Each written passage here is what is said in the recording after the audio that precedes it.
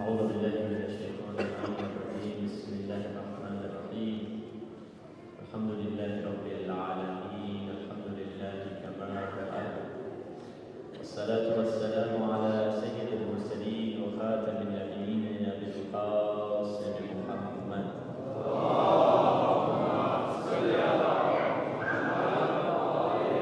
وآله الطيبين الطاهرين المعصومين، واللعنة الدائمة على أعدائهم أجمعين من الآن إلى لقاء يوم الدين.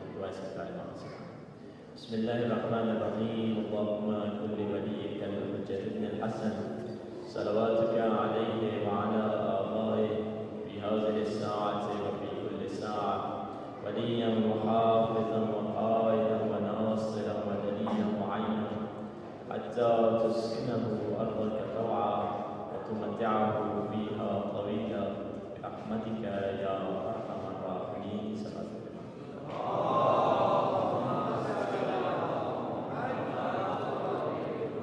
أما بعد، فقد قال الله سبحانه وتعالى في كتابه المجيد وفرقانه الحميد وقوله الحق وهو الصادقين. بسم الله الرحمن الرحيم. يا أيها الذين آمنوا اتقوا الله ولتنظر نفس ما قدمت لغد إن الله خبير بما تعملون، ولا تكونوا كالذين نسوا الله فأنساهم أنفسهم وأولئك هم الفاسقون. ولقوله تعالى: لو أنزلنا هذا القرآن على جبل لرأيته خاشعا متصدعا من خشية الله. وتلك الأمثال نضربها للناس لعلهم يتفكرون. صلى الله عليه وسلم.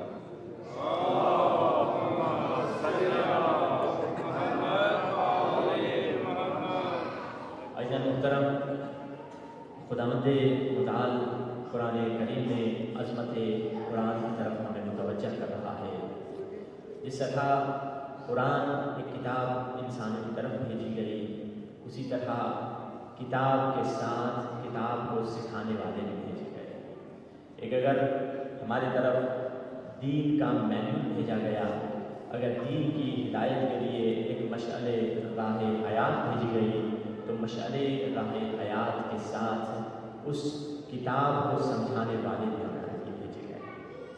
یعنی یہ کتاب اکیلی نہیں ہے، یہ کتاب ان وارثوں کے ساتھ ہے جن کے بارے میں حضور پاک نے فرمایا کہ انا وعلی من نور واحد. اے مسلمانوں، جان لو میں اور علی ایک نور سے ہیں، ہم دونوں بھائی ایک نور سے ہیں. اب کل آپ نے تھوڑی سی گفتگو سنی جس طرح نور کے متعلق کہ فرشتہ بھی ایک نورانی مخلوق ہے، کیونکہ مختلف موجودات دنیا میں ہیں. ایک انسان ہے اور ایک جن ہے، اور اسی طرح فرشتہ ہے. جن آگ سے بنتا ہے، انسان خاک سے بنتا ہے. انسان کی خلقت خاک سے ہوئی ہے، مگر فرشتوں کی خلقت کس چیز سے ہوئی ہے؟ فرشتہ ایک نورانی مخلوق ہے. خداوند متعال نے فرشتوں کا قرآن میں ذکر کیا ہے کہ فرشتوں کی خلقت کیسے ہوتی ہے. حدیث شریف میں ہے کہ فرشتوں کی خلقت کس طرح سے ہوتی ہے. مثال کے طور پہ آپ یہاں سے مجلس سننے کے بعد گھر گئے اور رات کو 3 بجے آپ کی آنکھ کھلی، آپ نے دیکھا نماز شب کا وقت ہے، نماز تہجد پڑھنے کا وقت ہے. اب آپ نے سوچا میں اٹھوں، آپ اٹھے، آپ نے وضو کیا. اب آپ جو وضو کر رہے ہیں، آپ کے وضو کے جو قطرات زمین پہ گر رہے ہیں، اس کے ایک ایک قطرے سے ایک ایک فرشتہ بنتا چلا جا رہا ہے، جو قیامت میں آپ کا مددگار ہوگا، قبر میں آپ کا مددگار ہوگا، جنت میں آپ کا غلام ہوگا. یعنی فرشتوں کی خلقت کیسے ہوتی ہے؟ فرشتے بنتے ہیں مومن کے عمل صالح سے، فرشتے بنتے ہیں مومن کے نیک عمل سے. مگر قرآن مجید اٹھا کے دیکھ لیجیے، سورہ بقرہ میں ارشاد ہو رہا ہے کہ حضرت آدم کی خلقت سے پہلے بھی فرشتے موجود تھے. انی جاعل فی الارض خلیفہ. خدا نے فرشتوں سے کہا، اے فرشتوں، میں آدم کی خلقت کرنے جا رہا ہوں. یعنی آدم کی خلقت سے پہلے فرشتے موجود ہیں، اور حدیث رسول بتلا رہی ہے فرشتے بنتے ہیں مومن کے عمل صالح سے. تو اب یہ فرشتے جن کی عبادتوں کے صدقے میں وجود میں آئے، تو اتنا تو تسلیم کرنا پڑے گا کہ نبی آدم کی خلقت سے پہلے کچھ ایسی ہستیاں تھیں جو عبادت کرتی چلی جا رہی تھی، فرشتے بنتے چلے جا رہے تھے.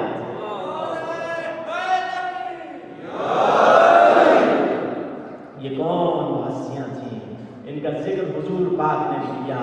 حضور پاک نے فرمایا کہ اے مسلمانوں سنو، خداوند متعال نے میرے نور سے عرش کی خلقت کی. خدا نے میرے نور سے عرش کی خلقت کی اور علی کے نور سے فرشتوں کی خلقت کی.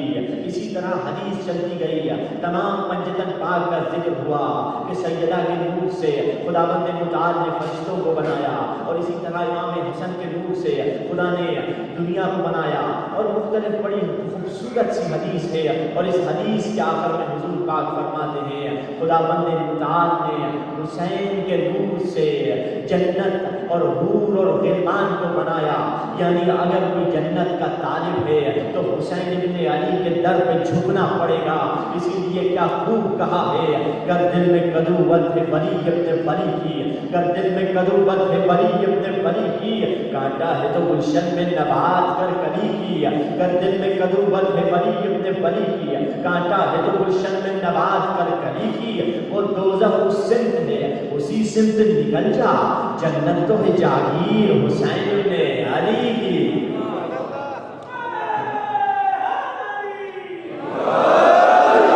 اب اگر کسی کو جنت چاہیے تو اہل بیت حسین ابن علی کے در ہی سے ملے گی. اب اور آگے بڑھیں کہ کہاں کہاں مختلف مقامات پر نور کا ذکر ہوا ہے. ایک سبق ہے محمد علی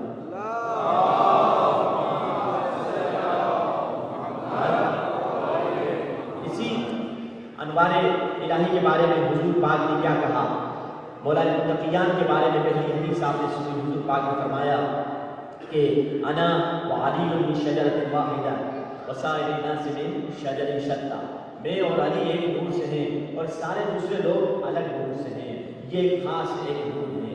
اور اسی طرح جب جنگ احد کی بات ہوئی، جنگ احد تو نہیں، جنگ صفین کے بعد صفین سے جب جس جنگ میں مولا المتقیان لڑ رہے ہیں اور حضور پاک اس جنگ میں حضور پاک مولا المتقیان کی فضیلتیں بیان کر رہے ہیں. حضور پاک فرما رہے ہیں کہ جو بھی میرے بھائی علی کی خبر لے کر آئے گا، جو بھی میرے بھائی علی کی خبر لے کر آئے گا، میں اسے جنت کی خبر دوں گا. مگر اس جملے سے پہلے حضور پاک نے ایک جملہ کہا ہے جس جملے پہ سوال پیش آتا ہے. حضور پاک نے کیا کہا کہ جب مولا المتقیان جنگ کی طرف جا رہے تھے، حضور پاک نے فرمایا برز الایمان کلہ الی الکفر کلہ.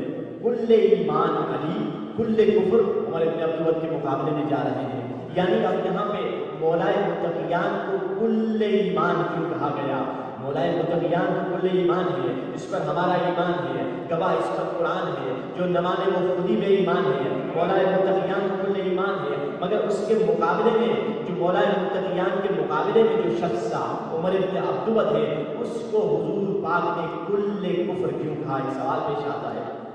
وہ ایک معمولی سا جنگجو تھا، تھوڑی اس کی طاقت زیادہ تھی، تھوڑا اس کا پاور زیادہ تھا، اس میں تھوڑا لوگوں کو ڈرا دیتا تھا اپنی طاقت کے ذریعے سے. اب حضور پاک نے ایک معمولی سے عرب میں رہنے والے آدمی کو کل کفر کیوں کہہ دیا؟ جبکہ قرآن میں جب شیطان کا ذکر ہو رہا ہے تو شیطان کو کیا کہا؟ جب شیطان کو خدا نے حکم دیا کہ آدم کو سجدہ کر، شیطان نے جب سجدہ نہیں کیا تو خدا نے کیا کہا کہ تو فخرج، جنت سے نکل جا، تو کافرین میں سے ہو گیا ہے. شیطان کو خدا نے کل کفر نہیں کہا. شیطان جو بھٹکانے والا ہے، جو گمراہ کرنے والا ہے، جو ساری بشریت کو گمراہ کرنے والا ہے، اتنے بڑے گمراہ کرنے والے کو خدا نے صرف کافر کہا. اور مولا المتقیان کے مقابلے میں جو آیا ہے، مولا المتقیان سے جو لڑ رہا ہے، اس کو حضور پاک نے کافر نہیں بلکہ کل کفر کہا. اگر حضور پاک سے پوچھے گئے یا رسول اللہ آپ نے عمر بن عبدالود کو کل کفر کیوں کہا، حضور پاک یہی جواب دیں گے کہ جو آدم کے مقابلے میں آ جائے وہ کافر، جو آدم کے مولا کے مقابلے میں آ جائے وہ کل کفر. یہ ہے علی کا مقام. علی آسمانوں کے سلطان ہیں، علی اصل میں کل ایمان ہے، علی انبیاء کا نگہدار ہے، علی دین کا رہبر و سالار ہے، علی کشتی نوح کا پالواں ہے، علی سورجوں سے بھری کہکشاں ہے، علی آشنا روز یقین ہے، علی لنگر آسمان و زمین ہے، علی مظہر تابش دور ہے، علی گرمی موج نور ہے، علی شامل بزم کسا ہے، علی زمانے کا مشکل کشا ہے، علی مہتاب جبین بشر ہے، علی آفتاب جہان سحر ہے، علی ہر ولی کا جلی انتخاب، علی ابن عمران، علی تراب، علی عرض پر ستون السما ہے، علی قامت و فکر کی انتہا ہے، علی سے دریائے کرم بس گیا، علی کے قدم سے حرم بس گیا، علی رب العالمین کا چہرہ نما، علی وارث مستد حل عطا، علی دل میں اپنی بلا کھول دے، علی مشکلوں کی گرہ کھول دے، علی مشکلوں کی گرہ کھول دے، علی دست قدرت کا شہکار ہے، علی سارے عالم کا دلدار ہے، علی پردہ عالمیت کا راز ہے، علی عقیدہ کی پہلی نماز ہے، علی مشیت خدا کا حوصلہ، علی مصیبت میں امید واسرہ، علی کو زیب دیتا ہے نبی کا جانشین ہونا، علی کو جچتا ہے مولود کعبہ ہونا، علی بشر کی سمجھ سے بالا ہے، علی لگے زمین پر مگر عرش سے بھی بالا ہے۔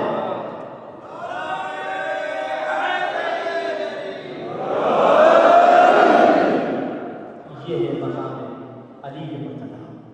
تو اب اس آیت متعلق گفتگو شروع کریں، جس آیت میں خاص طور پر خداوند متعال انسان کو اپنے کردار کی طرف نظر ڈالنے کی حکم دے رہا ہے۔ خداوند متعال نے ہر انسان پر یہ واجب کیا ہے اور اسلام میں بھی واجب ہے۔ جس طرح آپ اپنی صحت کا خیال رکھنا آپ پر واجب ہے، اسی طرح روح کی صحت کا خیال رکھنا بھی ہر انسان پر واجب ہے۔ جس طرح دوسرے کام ہیں، جس طرح آپ نماز پڑھتے ہیں، جس طرح آپ روزے رکھتے ہیں، اسی طرح انسان کا جو کردار ہے اس کو بھی بہتر بنانا انہی واجبات کی طرح ہے۔ اور کبھی کبھار تو اتنا واجب ہے کہ خداوند متعال نے قرآن میں فرمایا کہ هو الذی بعث فی الامین رسولا منہم یتلو علیہم آیاتہ وَيُزَكِّيهِمْ وَيُعَلِّمُهُمُ الْكِتَابَ وَالْحِکْمَةَ۔ اس آیت کریمہ میں خداوند متعال اپنے نبی کے فرائض بتا رہا ہے، میرے نبی کی ڈیوٹیز کیا ہیں۔ سب سے پہلی کیا ہے کہ هُوَ الَّذِي بَعَثَ فِي الْأُمِّيِّينَ رَسُولًا مِّنْهُمْ، یہ وہ اللہ ہے جس نے رسول بھیجا، اور اس رسول کی ڈیوٹی کیا ہے؟ یَتْلُو عَلَيْهِمْ آیَاتِهِ، سب سے پہلی ڈیوٹی ہے کہ وہ آیتوں کی لوگوں کو تلاوت کر کے بتائے۔ اور دوسری ڈیوٹی کیا ہے؟ وَيُزَكِّيهِمْ، اور دوسری ڈیوٹی ہے کہ ان کے نفسوں کو پاک کرے، ان کے نفسوں کو تزکیہ کرے۔ اور تیسری ڈیوٹی کیا ہے؟ وَيُعَلِّمُهُمُ الْكِتَابَ وَالْحِکْمَةَ، اور ان کو کتاب اور علم دے، ان کو حکمت کا علم دے، ان کو قرآن مجید کا علم دے۔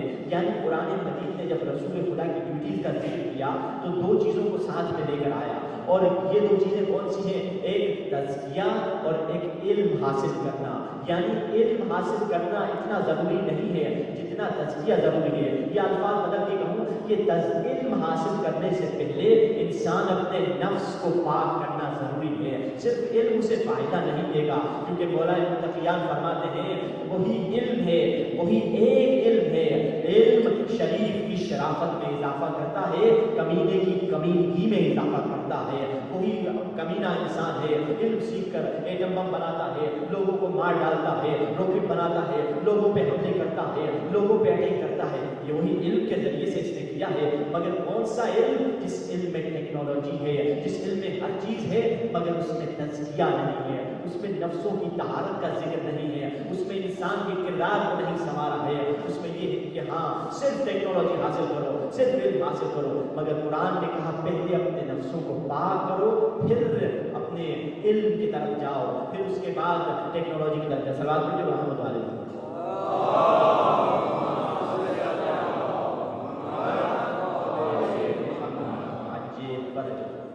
تو اب یہ علم ضروری ہے۔ علم ہر مسلمان مرد اور عورت پر واجب ہے کہ طلب العلم فریضۃ علی کل مسلم و مسلمۃ، کہ مسلمان مرد ہو یا مسلمان عورت ہو، دونوں پر علم حاصل کرنا ضروری ہے۔ مگر علم حاصل کرنے سے پہلے یہ بھی بھی اہم ہے کہ انسان اپنے نفسوں کو پاک کرے، اپنا تزکیہ کرے۔ کل ہم یہاں تک ہماری گفتگو پہنچی کہ مولا فرماتے ہیں کہ اگر تم ہمارے شیعہ بننا چاہتے ہو کہ اس سے حاسبوا قبل ان تحاسبوا، حساب کرو اس سے پہلے کہ تمہارا حساب کیا جائے۔ اپنے اعمال کو دیکھو، میں روزانہ کیا کر رہا ہوں، کیا میں بلندی کی طرف جا رہا ہوں یا پستی کی طرف جا رہا ہوں؟ کیونکہ دو رستوں کے سوا کوئی اور رستہ نہیں، یا آپ ڈیولپمنٹ کی طرف جا رہے ہیں یا ڈی ڈیولپمنٹ کی طرف جا رہے ہیں، یا ترقی کی طرف جا رہے ہیں یا تنزل کی طرف جا رہے ہیں۔ دنیا میں کوئی ایسا رستہ نہیں کہ آپ رکے رہیں، رکنے والی چیز نہیں ہے۔ دنیا گھوم رہی ہے، زمانہ چل رہا ہے، زمانہ گزر رہا ہے، رکنے والا وہی ہوتا ہے کہ جو حقیقت پیچھے کی طرف جا رہا ہوتا ہے۔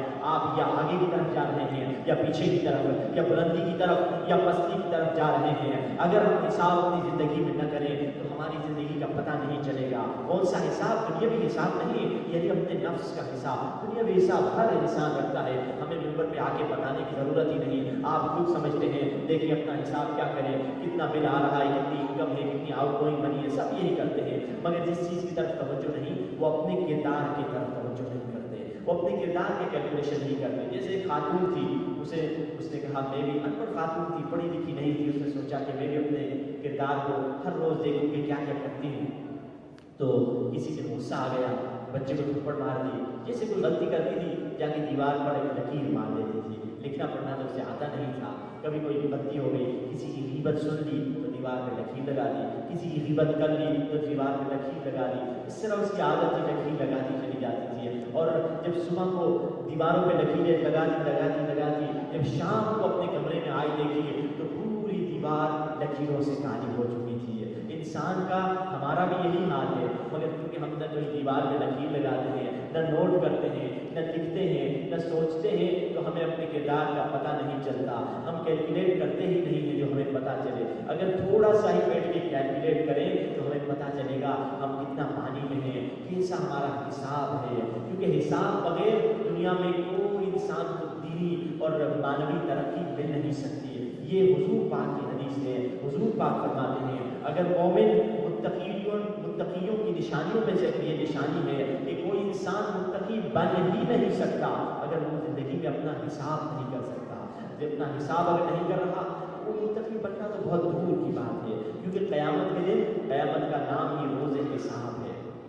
اگر ہم پہلے سے یہ حساب کر لیں تو کتنا ہی اچھا ہے۔ قیامت کے دن 5 چیزوں کے بارے میں انسان سے پوچھا جائے گا۔ اے انسان بتا زندگی کو کیسے خرچ کیا اور جوانی کو کیسے خرچ کیا؟ اے انسان بتا پیسہ کہاں سے کمایا اور کہاں پہ خرچ کیا؟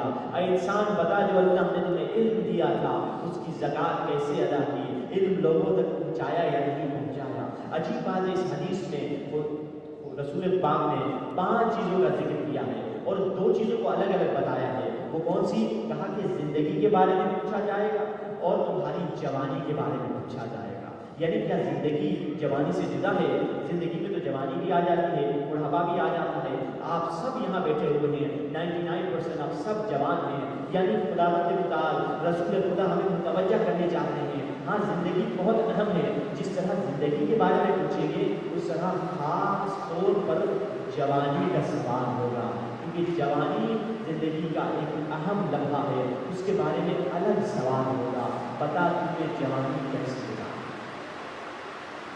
تو جوانی وہ لمحہ ہے، وہ اسپرنگ ایج ہے، جسے کہا جائے وہ زندگی کی بہار ہے، جس کی طرف زیادہ سے زیادہ توجہ کرے، کیونکہ یہ انبیاء کا رستہ ہے کہ جوانی میں جو نیکی کے ساتھ گزارے، جوانی کو جو نیکی اور طہارت میں گزارے، کیونکہ قرآن میں ہے، حدیث میں بھی ہے، حضور پاک فرماتے ہیں جس جوان کی جوانی قرآن کے ساتھ گزرے، یعنی جوان ہے، جوان ہو رہا ہے مگر قرآن پڑھتے ہوئے جوان ہو رہا ہے۔ فاختلط القرآن فی لحمہ و دمہ، کہ قرآن پھر اس کے گوشت اور خون میں مل جائے گا، پھر وہ قرآن اس کے جسم کا حصہ بن جائے گا۔ قرآن ہم کتنا پڑھتے ہیں زندگی میں کہ صرف ہم کوئی مجموعین کے لیے قرآن اٹھاتے ہیں، ورنہ زندگی میں ہم کتنا قرآن اٹھاتے ہیں۔ خصوصاً جوانوں پہ تاکید کی گئی ہے، آپ سبھی یہاں بیٹھے ہوئے جوان ہیں، کہ جو جوانی میں قرآن پڑھے گا اور جوانی دیکھ رہے گا تو قرآن اس کی گوشت اور ہڈی میں مل جائے گا۔ صلوات پڑھیں محمد۔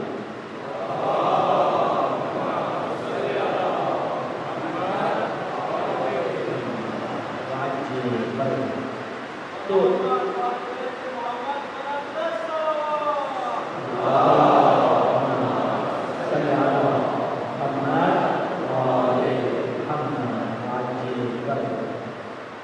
تو انسان کوشش کرے اس اسپرنگ ایج میں، اس زندگی کی بہار میں جتنی سی زیادہ نیکی کی طرف، جتنا زیادہ نیکی کی طرف آئے گا، اور جوان کی عبادت اور بوڑھے کی عبادت میں زمین آسمان کا فرق ہے۔ بوڑھا بھی نیک عبادت کر رہا ہے، جوان بھی نیک عبادت کر رہا ہے، مگر جب جوان نیک عبادت کرتا ہے، جب ایک جوان اٹھتا ہے نماز تہجد پڑھنے کے لیے، خدا اپنے فرشتوں سے کہتا ہے اے فرشتوں دیکھو میں اپنے اس بندے پہ مباحات کر رہا ہوں، یعنی اپنے اس بندے پہ فخر کر رہا ہوں، اگرچہ جوان ہے، اس کی نیند پیاری ہے، نیند میٹھی ہے، نیند بھاری ہے، مگر اپنی نیند کو چھوڑ کے، اپنی خواب لذت خواب کو چھوڑ کے، نیند کی لذت کو ٹھوکر مار کے میرے لیے تنہا اٹھ رہا ہے، تاکہ اپنے رب سے مناجات کرے، تاکہ اپنے رب سے گفتگو کرے۔ تو اپنی زندگی کی کوشش کرے کہ حساب و کتاب ہمارا رہے، اگر حساب و کتاب نہیں تو کامیابی کی طرف نہیں جا رہے ہیں۔ جیسے ایک بچہ تھا، کبھی کبھار ہم حساب و کتاب نہ کرنے کی وجہ سے معلوم نہیں اس زبان سے کتنے لوگوں کا دل دکھا دیتے ہیں۔ ہم تو ایک بات کہہ کے چلے جاتے ہیں، مگر اس کا دل ہمیشہ کے لیے جھک جاتا ہے، اس کا دل ہمیشہ کے لیے ہم سے دور ہو جاتا ہے۔ ایک جوان تھا، اس کی عادت تھی بہت جلدی غصے میں آ جاتا تھا، لوگوں کو برا بھلا کہتا تھا، اس کی زبان صحیح نہیں تھی۔ اپنے باپ کے پاس آیا، کہنے لگا میری زبان صاف نہیں ہے، غصے میں آ جاتا ہوں، کسی کو گالی دے دیتا ہوں، کسی کو برا بھلا کہہ دیتا ہوں۔ باپ نے اسے کہا جب بھی غصے میں آؤ تو ایسے کرنا کہ دیوار پہ ایک تیر ٹھوک دینا، دیوار پہ ایک کیلا لگا دینا۔ اور اس نے بھی یہی کیا، جب غصے میں آیا ایک دیوار پہ کیل لگا دیا، دوسرے غصے میں آیا دیوار پہ کیل لگا دیا۔ آہستہ آہستہ اس کی کیل تو ختم ہو گئی، جس نے باپ جتنے اس کی کیل باپ نے دیے تھے وہ کیل ختم ہو گئے، اور اس کے باپ اپنے باپ کے پاس آیا، کہنے لگا کیلے تو ختم ہو گئے۔ باپ نے کہا کہ چلو کہاں تمہیں مشکلیں لگانا ہے،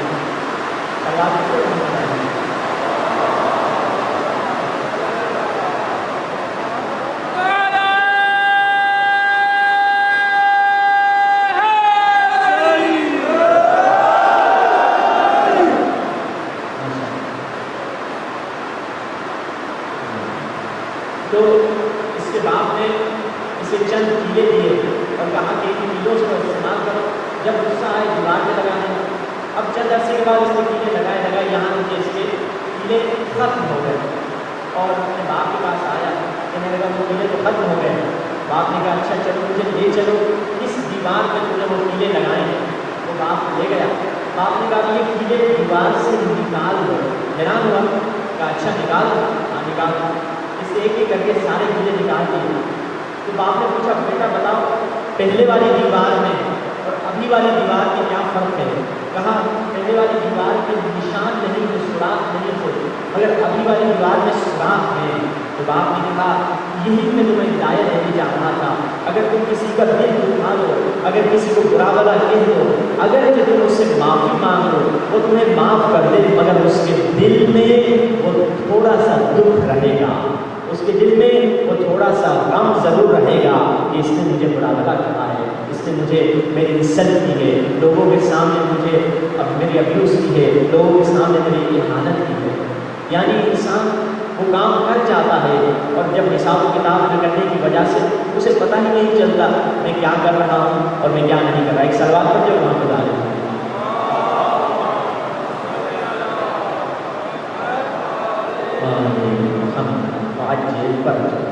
تو زندگی میں شام کے وقت جیسے کل آپ نے حدیث سنی، کوشش کریں تھوڑا سا ٹائم اپنے لیے نکالیں۔ درحقیقت جو ٹائم ہم عبادت کے لیے نکالتے ہیں وہی ٹائم ہمارا ہوتا ہے، باقی ٹائم دوسروں کے ہوتے ہیں۔ جو بچوں کو دیتے ہیں وہ بچوں کا ٹائم ہے، جو پیسے کو دیتے ہیں وہ پیسوں کا ٹائم ہے، جو جاب کو دیتے ہیں وہ جاب کا ٹائم ہے۔ کون سا ٹائم جو ہم اپنے لیے خالصتاً ہو وہ وہی ٹائم ہے جو اللہ کی عبادت میں خرچ کر رہے ہوتے ہیں، وہی وقت ہے جو اللہ کی عبادت میں خرچ ہوتا ہے وہ ہمارا ہوتا ہے۔ اگر ہمیں کل پتہ چل جائے ہم مر جائیں گے یا ہمارا کردار یہی ہوگا یا ہم وہی سوچیں گے، جبکہ مگر کچھ ایسے علماء بھی ہیں جن سے پوچھا جاتا تھا کہ اگر آپ کل مر جائیں تو کیا کریں گے؟ کہتے تھے وہی کروں گا جو 20 سال سے کرتا ہوا آ رہا۔ ہمیں اگر کوئی کہتے کہ کل مر جاؤ گے ہم جلدی جائیں گے، ارے اس کا قرض ادا کرنا ہے، اس کے پیسے دینے ہیں، اس سے سوری کہنا ہے، اس کا وہ پیمنٹ کرنی ہے، یعنی ہمارے زندگی میں کچھ کمیاں ہیں۔ مگر اس عالم دین سے پوچھا گیا کہ تم اگر کل مر جاؤ تو کیا کرو گے؟ کہتے ہیں وہی کروں گا جو 20 سال سے کرتا ہوا ہے۔ یعنی ان کا ایمان اتنا طاقتور تھا، انہیں اتنا یقین تھا کہ جو میں کر رہا ہوں وہ صحیح کر رہا ہوں، اور ہمیشہ موت کے لیے وہ تیار تھے۔ تو جیسے وہ فارمر کا واقعہ ہے، ایک فارمر تھا، کسان، اور اسے کوئی ورکر چاہیے تھا جو اس کی زمین پہ کام کرے۔ اس کی زمین تھوڑی دور تھی، وہاں طوفان بہت چلتے تھے اس کی زمین پہ، اور کام کرنے والے اس کو بہت کم ملتے تھے۔ اور کسی دن ایک شخص آیا، کہنے لگا میں آپ کی زمین پہ کام کرنے کو تیار ہوں۔ یہ بھی خوش ہو گیا کیونکہ اس کو اکثر ورکر فارمر کم ملتے تھے کیونکہ اس کی زمین میں طوفان بہت چلتے تھے۔ تو اس نے تھوڑا اس سے انٹرویو لیا کہ دیکھیے یہ کیسا شخص ہے۔ تو اس سے پوچھا تم اچھے فارمر ہو، اچھا کام کر لیتے ہو؟ کہا اچھا تو کیا، بس میری ایک عادت ہے جس عادت کو میں تبدیل نہیں کروں گا۔ کہا وہ کیا ہے؟ کہا وہ یہ عادت ہے کہ بارش اور طوفان کی راتوں میں، جس طرح بھی بارش ہوتی ہے، بارش اور طوفان کی راتوں میں مجھے سونے کی عادت ہے۔ اسے سمجھا کہ یہ کیا کہہ رہا ہے، بارش اور طوفان کی راتوں میں سونے کی عادت؟ کہا ٹھیک ہے آ جاؤ تم کام شروع کرو۔ اس نے کام شروع کر دیا، اور کچھ عرصے بعد کیا ہوا، اچانک رات کے دوران، کیونکہ وہ سائڈ میں تھا اس کا جو فارم جو زمین تھی، تو رات کے دوران اچانک تیز شدید طوفان چلا، اور یہ جو کسان تھا یہ لاٹھی اٹھا کے بھاگتا ہوا فارمر کے پاس آیا، کہنے لگا اٹھو جلدی کرو، بھیڑ بکریوں کو صحیح جگہ میں پہنچا دیں، اپنا جو اناج بناج جو ہے وہ بھی کمرے میں رکھ دیں اور لاک کر دیں، ہوا چل رہی ہے کہیں بکریاں پریشان نہ ہو جائیں، بھاگ نہ جائیں، جلدی کرو اٹھو چلے باہر چلے۔ فارمر نہیں اٹھا، فارمر کہنے لگا، وہ جو کام کرنے والا تھا نہیں اٹھا۔ اس نے کہا میں نے تمہیں پہلے نہیں کہا تھا میں طوفان کی راتوں میں سونے کا عادی ہوں؟ یہ پھنس گیا، کا بات تو صحیح ہے، اس نے کہا تھا، میں نے بھی توجہ نہیں کی تھی کہ طوفان کی راتوں میں سونے کا عادی ہوں۔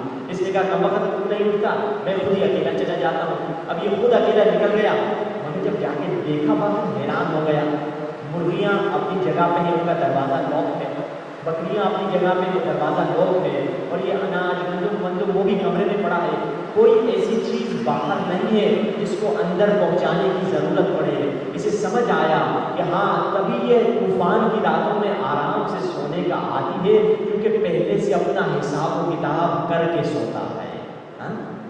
جب ہم بھی اپنا حساب و کتاب کر کے زندگی میں رہیں گے، اگر کوئی ہم سے کہہ دے کل تم مرنے والے ہو، تو گھبرائیں گے نہیں، ڈریں گے نہیں، کہیں گے ہم تو اپنا، میں تو موت کی راتوں میں سونے کا عادی ہوں، مر بھی جاؤں تو کیا ہوا، میرا حساب و کتاب پہلے سے ہوا ہے، میں اپنی ہر چیز کو کیلکولیٹ کرتا ہوں۔ یعنی اگر ہم کل بھی مر جائیں، ہمیں تیاری ہونی چاہیے کہ اگر مجھے کل موت آ جائے تو کیا میں موت کے لیے تیار ہوں یا نہیں۔ کل آپ نے سنا تکرار گناہ کی وجہ سے انسان کے دل میں غلاظت کے پردے آ جاتے ہیں، اتنے پردے آ جاتے ہیں، اور حدیث میں بھی ہے جو زیادہ سے زیادہ موت کو زندگی میں یاد کرے گا اس کو خدا شہید کے برابر ثواب دے گا۔ وہ معمولی موت مرے گا مگر خدا شہید کی موت لکھوا دے گا۔ کیوں؟ کیونکہ زیادہ سے زیادہ وہ موت کو یاد کر رہا ہے۔ جتنا دل میں ہو سکے انسان قیامت کو یاد کرے، موت کو یاد کرے، اپنی دنیا کے سفر کو یاد کرے کہ مجھے اس دنیا سے چلے جانا ہے۔ امام جعفر صادق علیہ السلام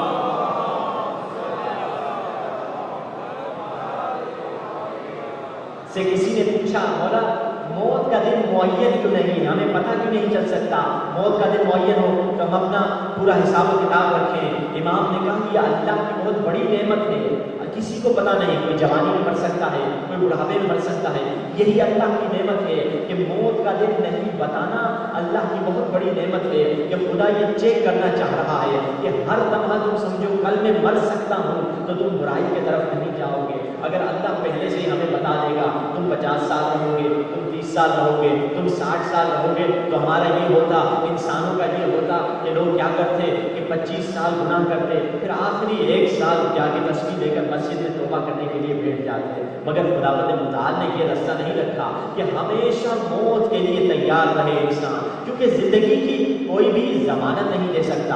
آپ کا بچہ پیٹ میں ہے، کیا کوئی ضمانت دے سکتا ہے بچہ پیدا ہوگا؟ نہیں۔ بچہ پیدا ہوا، کیا کوئی ضمانت دے سکتا ہے بڑا ہوگا؟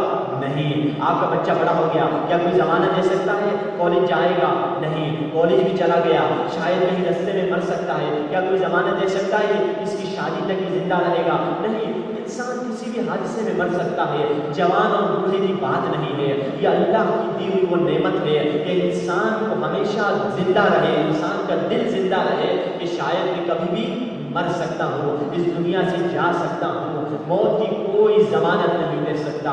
موت ایک ایسا یقین ہے جس میں کافر کو بھی شک نہیں ہے. کوئی انسان شک نہیں کر سکتا کہ میں مروں گا یا کب مروں گا.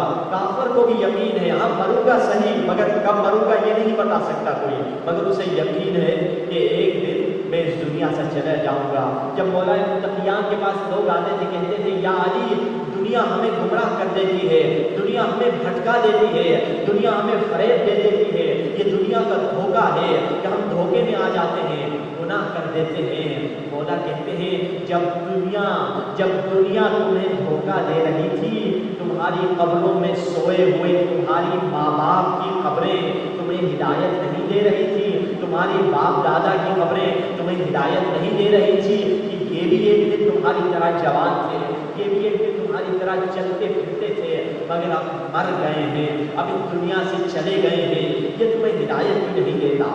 جیسے ابن بطوطہ وہ شخص تھا جو پوری دنیا گھوما تھا, اور اس کا مشہور سفر نامہ بھی ہے ابن بطوطہ کا سفر نامہ, اور انگلش بکس میں بھی آپ کو ملے گا یہ دا گریٹسٹ ٹریولر, جس نے سب سے زیادہ ٹریول اور سب سے زیادہ سفر کیے تھے دنیا میں, ابن بطوطہ. اور ابن بطوطہ کے بارے میں کہا جاتا ہے ایک دن وہ ایک جگہ پہنچا جہاں ایک دکاندار تھا, دکان میں چیزیں بیچ رہا تھا, مگر تھوڑی دیر کے بعد جب کوئی اس کے پاس کسٹمر نہیں ہوتا تھا وہ اچانک غائب ہو جاتا تھا. یہ حیران ہو گیا کہ دیکھو یہ شخص کہاں چلا جاتا ہے, کیسے غائب ہو جاتا ہے. تو اس نے دیکھا کہ اس نے اپنے دکان میں قبر بنائی ہوئی ہے. حیران ہو گیا, اس شخص کو بلایا, اور اس شخص کا نام تھا خواجہ ربیع. خواجہ ربیع امام کے صحابی تھے. اس شخص سے پوچھا کہ یہ قبر تم نے کیوں بنائی ہے؟ کہنے لگا کہ میں دکان میں کام کرتا ہوں, کسٹمر آتا ہے تو اسے چیز دے دیتا ہوں, اور جب کوئی خریدنے والا نہیں ہوتا جا کے اپنی قبر میں قرآن پڑھتا ہوں کہ شاید میرے مرنے کے بعد کوئی میری قبر میں قرآن نہ پڑھے. کتنے ایسے والدین ہیں ان کے بچے اتنے غافل ہیں, ماں باپ مر گئے, شب جمعہ تک انہیں یاد نہیں کرتے, شب جمعہ تک ان کے لیے سورہ فاتحہ نہیں پڑھتے, ان کے لیے سورہ یاسین نہیں پڑھتے, ہفتے میں ایک دفعہ بھی ماں باپ کا اتنا بھی حق نہیں ہے. یعنی اتنے لوگ غافل ہو جاتے ہیں. تو انسان اپنی ہی قبر میں, وہ شخص وہ امام کے صحابی اپنے لیے کیا پڑھ رہے تھے؟ قرآن پڑھ رہے تھے. حضرت ذوالقرنین جنہوں نے کتنی دنیا فتح کی, ان کے بارے میں کہا جاتا ہے حضرت ذوالقرنین آدھی دنیا انہوں نے فتح کی, اور ایک جگہ پہنچے, ایک شہر تھا جس میں نہ چوری تھی نہ ڈاکہ تھا, دکان کھلے ہوئے ہیں, کوئی چوری کرنے والا نہیں, کوئی ڈاکہ لگانے والا نہیں, نہ کوئی قید خانہ ہے ادھر, نہ کوئی کوڑ ہے, نہ کوئی لڑائی جھگڑا ہے. حیران ہو گئے اس شخص, حیران ہو گئے یہ شہر والے اتنے پرامن لوگ کیسے ہیں کہ دکان کھول کے چلے جاتے ہیں, کوئی چوری نہیں کر رہا. وہاں کے لوگوں سے پوچھا کہ آپ لوگوں کی اتنی امن اور اتنی اچھی زندگی کا راز کیا ہے؟ کہا کہ اے اللہ کے نبی چلیے ہمارے ساتھ, ہمارے گھر میں چلیں اور وہاں آپ کو جواب ملے گا. حضرت ذوالقرنین بھی چلے ان کے ساتھ, اور دیکھا گھر کے باہر ایک تازہ قبر بنی ہوئی تھی. حضرت نے سمجھا کہ شاید ان کے گھر میں کوئی انتقال ہو کر گیا ہے, کوئی مر گیا ہے, کوئی میت ہو گئی ہے. حیران ہو گئے, پوچھا کہ کوئی میت ہو گئی ہے؟ کہا نہیں, ادھر کوئی میت نہیں ہوئی, کوئی نہیں مرا. ہماری عادت ہے کہ ہم ہر گھر کے سامنے ایک قبر بنا دیتے ہیں کہ جو وہ مولا کی حدیث جو آپ نے کل سنی نا, کہ جب بھی کوئی گھر سے ہمارا باہر نکلتا ہے ایک نظر اس قبر میں دیکھتا ہے, اس مٹی کی طرف دیکھتا ہے کہ تمہیں آخر ادھر ہی جانا ہے. تو جب گھر سے باہر نکلتا ہے چوری نہیں کرتا, دھوکہ نہیں دیتا, رشوت نہیں دیتا. اسی طرح جب گھر میں اندر آتا ہے پھر اس قبر کی طرف دیکھتا ہے کہ مجھے آخر اسی قبر میں جانا ہے. پھر اپنے گھر میں جب جاتا ہے بیوی سے بد اخلاقی نہیں کرتا, بیوی کو نہیں کرتا, بچوں پہ غصہ نہیں کرتا. کس وجہ سے؟ وہی ایک قبر کی وجہ سے, وہی موت کی یاد کی وجہ سے. صلوات پڑھیے اور محمد علیہ.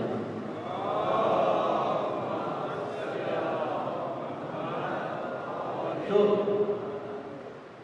ان راتوں میں کوشش کریں جتنا بھی اللہ سبحانہ و تعالیٰ کا قرب اور اہل بیت کا تقرب حاصل کریں، کیونکہ خدا بہت رحمان و رحیم ہے۔ دیر ہماری طرف سے ہے، خدا کی جانب سے کوئی دیر نہیں ہے، اللہ کی جانب سے کوئی دیر نہیں ہے۔ جیسے وہ دنیاوی اللہ کی محبت کا اندازہ بندہ اور اپنی بے وفائی کا اندازہ اس دنیاوی واقعے سے لگا سکتا ہے۔ جیسے لڑکی تھی، اندھی تھی، نابینا تھی، اور اس کا ایک نامزد جسے کہا جائے، ایک منیتر تھا جس سے وہ شادی کرنا چاہتی تھی، مگر وہ کیا تھی؟ نابینا تھی، آنکھوں سے دیکھ نہیں سکتی تھی۔ اس کا منیتر جو تھا دیکھ سکتا تھا، جو اسے شادی کرنے والا تھا، تو اس کا یہی غم رہتا تھا کہ خدا مجھے آنکھیں دے دے، میں اپنے ہونے والے شوہر کو دیکھوں، میں اپنے میاں کو دیکھ سکوں، میری نابینا آنکھیں ہیں، وہ بھی تنگ ہوگا، میں بھی تنگ ہوں گی۔ تو اچانک اس کو کسی نے بتایا کہ کوئی شخص تمہیں آنکھیں ڈونیٹ کر رہا ہے، کوئی شخص تمہیں آنکھیں ڈونیٹ کر رہا ہے، اور تم 1 ہفتے کے آپریشن کے بعد تم دیکھنا شروع کر دو گی۔ اور اس میں بھی بہت خوش ہو گئی کہ جو دعا میں کر رہی تھی وہ دعا میری مستجاب ہو گئی، وہ دعا میری پوری ہو گئی۔ اور کسی نے اس کو آنکھیں دی، اور جب اس کو آنکھیں ملی تو وہ حیران ہو گئی کہ اس کا منگیتر بھی اس کی طرح نابینا تھا۔ جب اس نے دیکھا کہ وہ نابینا ہے اور میرے پاس آنکھیں ہیں، اس نے کہا میں تم سے شادی نہیں کروں گی، میں تم سے شادی نہیں کرنے چاہتی، تم اندھے ہو، تم نابینا ہو، میرے پاس آنکھیں ہیں۔ جب اس شخص نے یہ سنا وہ چپ کر کے چلا گیا، مگر ایک کاغذ لکھے گیا، ایک خط لکھے گیا، اور خط میں لکھے گیا کہ میری آنکھوں کا خیال رکھنا۔ یعنی جس نے اسے آنکھیں دی تھی اسی سے اس نے بے وفائی کر دی۔ ہماری بے وفائی اللہ کے ساتھ بھی اسی طرح ہے۔ اس اللہ نے جس نے 2 آنکھیں دی، ایک جسم دیا، 2 گردے دیے، دل دیا، ایک سلامت جسم دیا، ہاتھ دیے، پاؤں دیے، سارے اعضاء دیے، کان دی، بولنے کے لیے زبان دی، اسی خدا سے اسی خدا کو پیٹھ دکھا دیتے ہیں، اسی خدا کو بھول جاتے ہیں، اسی خدا سے بے وفائی کرتے ہیں۔ ایک سوال پر جو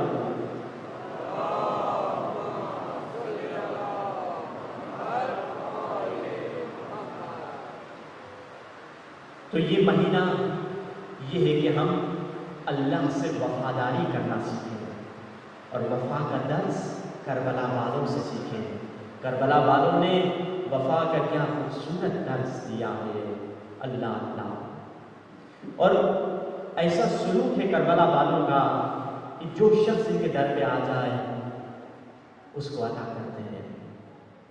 جیسے روایت میں جب مجلس میں آنے والے عزادار مسائل کی تیاری کرتے ہیں، امام معصوم فرماتے ہیں تم ابھی رونے کی تیاری کر رہے ہو، تم ابھی روئے نہیں، تم ابھی سوچ رہے ہو اس مظلوم پہ رویا جائے جسے تنے تنہا کربلا میں شہید کر دیا گیا، ابھی تم روئے نہیں، ابھی رونے کی تیاری کر رہے ہو۔ تم سب کے سروں کے پیچھے ہماری دادی فاطمہ زہرا دعا کے لیے ہاتھیں اٹھاتی ہیں، اے خدا یہ میرے بیٹے کے عزادار ہیں، بیوی کی دعا نصیب ہوتی ہے۔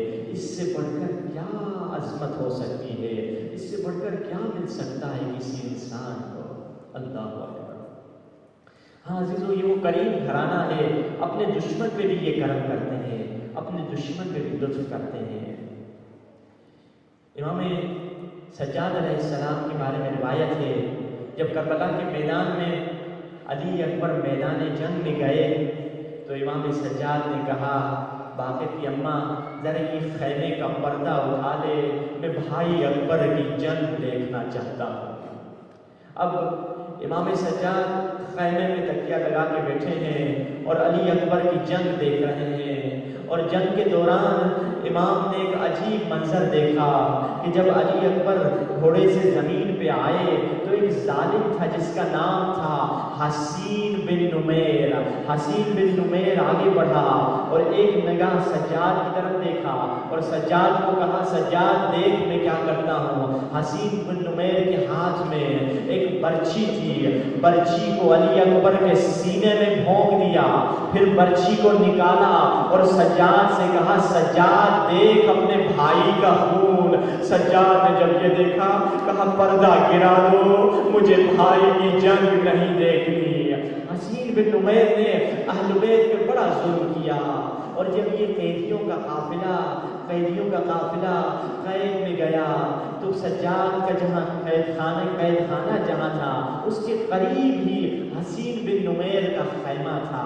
روایت کہتی ہے جب گرمی، کیونکہ شام ایک ایسا شہر ہے جہاں سردی بھی زیادہ ہوتی ہے اور گرمی بھی سخت پڑتی ہے، جب گرمی پڑتی تھی تو سید سجاد کی ہتھکڑیاں گرم ہو جایا کرتی تھی، سجاد کے ہاتھ جلنے لگتے تھے۔ تو کسی دن سید سجاد اٹھے اور کسی خیمے کے سائے میں آ کے بیٹھے، اور جب خیمے کے سائے میں بیٹھے تو زنجیر سے ٹکرائی، اور خیمے میں سونے والا شخص خیمے کا مالک حسین بن نمیر تھا۔ حسین بن نمیر نے غلام کو بھیجا کہ کون ہے یہ قیدی سے کہہ دو چلے جائے یہاں سے اٹھ کے۔ غلام آیا، کہا اے قیدی یہاں سے اٹھ کے چلے جاؤ، میرا مالک کہہ رہا ہے، میرے مالک کی نیند خراب ہو رہی ہے۔ سجاد نے کہا کہ میں نے تم سے خیمہ تو نہیں مانگا، میں خیمے کے سائے میں آیا ہوں، جب میری زنجیریں ٹھنڈی ہو جائیں گی میں اٹھ کر چلا جاؤں گا۔ غلام نے جا کر امام سجاد کے جملے حسین بن نمیر کو بتائے۔ اب آزادارو، حسین بن نمیر نکلا ہاتھوں میں تازیانہ لے کر، پشت سجاد پہ تازیانے برسائے کہ بیویوں کی چیخیں نکل آئی، سجاد ادھر آ جا، ہم اپنے ہاتھوں سے تیرے لیے سایہ بنائیں گے، سجاد ادھر آ جا۔ حسین بن نمیر نے پورے رستے میں سادات پہ بہت ظلم کیا، مگر جب یزید نے مدینے پہ اور مکے پہ حملہ کیا، یزید کی جب موت ہو گئی تو یزید کی فوج ہار گئی، اور اس فوج کا گورنر وہی تھا جس کا نام تھا حسین بن نمیر۔ اب یزید کی فوج بکھر گئی، حسین بن نمیر تنے تنہا رہ گیا۔ اب چھپا پھر رہا تھا کہ اگر مکے مدینے والے مجھے پہچان لیں یہ تو مجھے مار ڈالیں گے، میں نے کتنے ان کے لوگوں کو قتل عام کیا ہے۔ اب یہ جنگلوں میں چھپا پھر رہا تھا، جنگلوں سے نکلتا کسی جنگل سے نکلا، دیکھا چند خیمے لگے ہوئے ہیں، کسی سے پوچھا یہ کس کے خیمے ہیں، بتایا یہ سید سجاد کے خیمے ہیں۔ بس سجاد کا نام آیا، اسے کربلا کا وہ واقعہ یاد آ گیا، علی اکبر پر ظلم یاد آ گیا۔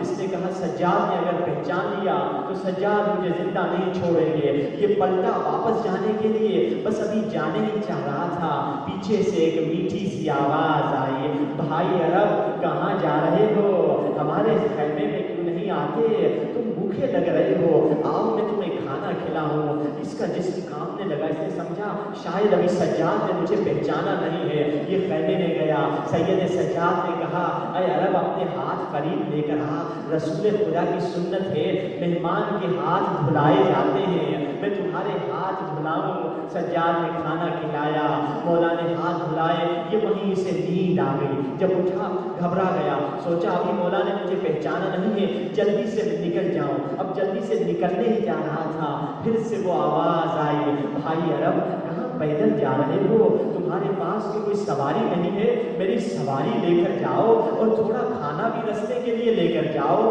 مشکیزے میں پانی بھی لے کر جاؤ۔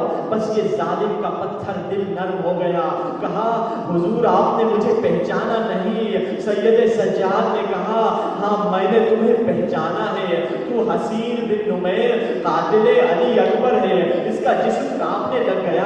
سجاد نے کہا نہ گھبرانا، کربلا میں ہم تمہارے مہمان تھے، وہ تیرا سلوک تھا، یہاں مدینے میں تم ہمارے مہمان، یہ ہمارا سلوک۔ آزادارو اللہ تمہیں کوئی غم نہ دے سوائے غم شبیر کے۔ سید سجاد کربلا کے بعد روتے ہی رہتے تھے، جب مدینے میں جاتے تھے، جب کسی قصابی کی طرف نظر پڑتی تھی، جانور کو ذبح کر رہا ہوتا تھا، جا کے قصائی کے ہاتھ پہ ہاتھ رکھ لیتے تھے، بھائی جانور کو پانی پلایا ہے، تو وہ قصائی کہتا تھا مولا میں مسلمان ہوں، میں رسول کا کلمہ پڑھتا ہوں، میں جانور کو ذبح کرنے سے پہلے پانی پلاتا ہوں۔ بس یہ سنتے تھے، خود بخود سجاد کا منہ کربلا کی طرف ہو جایا کرتا تھا، بابا یہاں جانور کو بھی ذبح کرنے سے پہلے پانی پلا رہے ہیں، تیری 3 دن کی پیاس پہ سلام۔ اسی لیے مدینے کے سارے قصائیوں نے معاہدہ کر رکھا تھا کہ جب تک سید سجاد زندہ ہے گوشت کے ٹکڑوں پہ کپڑا ڈال کے رکھتے تھے۔ آپ پوچھیں گے کیوں؟ کیونکہ جب سجاد کی نظر گوشت کے ٹکڑوں پہ پڑتی تھی کربلا کا میدان یاد آ جاتا تھا۔ اللہ اللہ اللہ اللہ۔ جب سید سجاد قید سے رہا ہو کر مدینہ آئے تو محمد ابن حنفیہ آگے بڑھے، کہا بھتیجے آؤ میں تمہیں سینے سے لگاؤں۔ بھتیجے کو سینے سے لگانا چاہا، سید سجاد نے بڑا احترام سے ملنے سے انکار کر دیا، کہا میرے بھتیجے مجھ سے نہیں مل رہے، اپنے چچا سے نہیں مل رہے۔ سجاد نے گریباں کھول کے دکھایا، کہا چچا جان یہ جو توپ کا نشان ہے یہ زخم ابھی تک باقی ہے، جب میں آپ سے ملوں گا تو مجھے تکلیف ہوگی۔ ہاں عزادارو، جب امام حسین نے مدینے میں اعلان کیا تھا کہ میں کربلا کی طرف جا رہا ہوں، میں شہید ہونے کے لیے جا رہا ہوں، تاریخ لکھتی ہے سب سے پہلے جس نے حسین کو لبیک کہا وہ سید الساجدین امام زین العابدین تھے۔ آئے کہنے لگے بابا میں بھی آپ کے ساتھ مدینہ جاؤں گا۔ حسین نے کہا بیٹا سجاد ذرا مجھے یہ بتاؤ کون سا جہاد کرو گے، جہاد اکبر کرو گے یا جہاد اصغر کرو گے؟ سید سجاد نے کہا بابا دونوں جہادوں کی ذرا وضاحت فرما دیجئے۔ حسین نے کہا بیٹا جہاد اصغر یہ ہے کہ 3 دن کی بھوک اور پیاس کو برداشت کرنا، پھر شہید ہو جانا، گلے کا کٹ جانا، لاشوں کا پامال ہو جانا، بیٹا یہ جہاد اصغر ہے۔ اور جہاد اکبر کیا ہے؟ جہاد اکبر یہ ہے سجاد کہ طاقت کے ہونے کے باوجود تلوار نہ اٹھانا، پھوپھیوں اور ماؤں اور بہنوں کو بے مغنہ و چادر شرابیوں کے دربار میں لے جانا مگر تلوار نہ اٹھانا۔ اسی لیے تو سید سجاد نے وہ درد بھرا جملہ کہا، ایسا جملہ کہا جو سجاد نے کبھی نہیں کہا۔ علی اکبر کی لاش پامال ہوئی، سجاد نے وہ جملہ نہیں کہا۔ بابا کا سر نیزے پہ بلند ہوا، سید سجاد نے وہ جملہ نہیں کہا۔ اصغر کے گلے میں تیر لگا، سید سجاد نے وہ جملہ نہیں کہا۔ کب کہا اور کیا جملہ کہا؟ ایسا درد بھرا جملہ کسی معصوم نے نہیں کہا، کسی امام نے نہیں کہا۔ یہ غلو نہیں ہے، یہ امام معصوم کے جملے ہیں۔ جب سید سجاد بازار شام میں پہنچے اور ہزاروں کا مجمع علی